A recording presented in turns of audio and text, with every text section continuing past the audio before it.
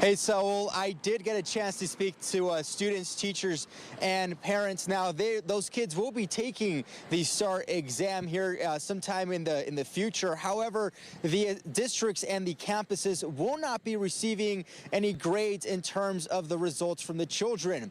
Now, I did talk to those parents. They tell me their main concern right now is getting their children ready to take a standardized test during the age of a pandemic. They make some good points. You know, they're not going to be evaluated, but it just adds a lot more anxiety and stress to the children already. Starling Lucero has 3 children, one in pre-K, another in 5th, and a 9th grader. She worries most for her eldest. She broke down recently because of the mental anguish that she's going through. And now knowing that she has to take the STAAR test just made it a little bit worse for her. The results of the test will not impact students nor teachers' evaluations. However, students will have to test in person, and that has one parent upset. It makes no sense. If the TEA isn't even going to accept the A to F ratings for the teachers, obviously a lot of kids have been hurting through the at-home learning, you know, depending on their learning style.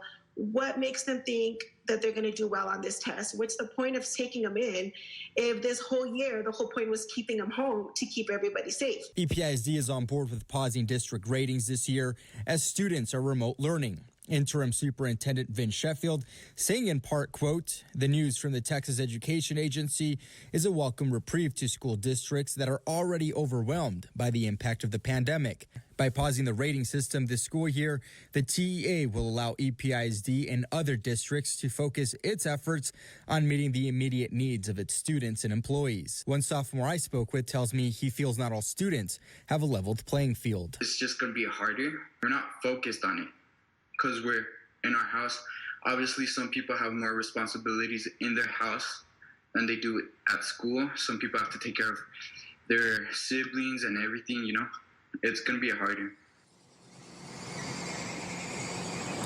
Now, I did mention earlier that I spoke to teachers. I got a chance to speak to 3 teachers earlier this afternoon, all 3 from the big districts here in El Paso. And they do tell me that they feel that a standardized test shouldn't be a measure of success for a student.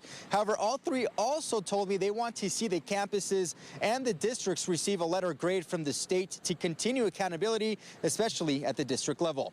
Back to you at the studio.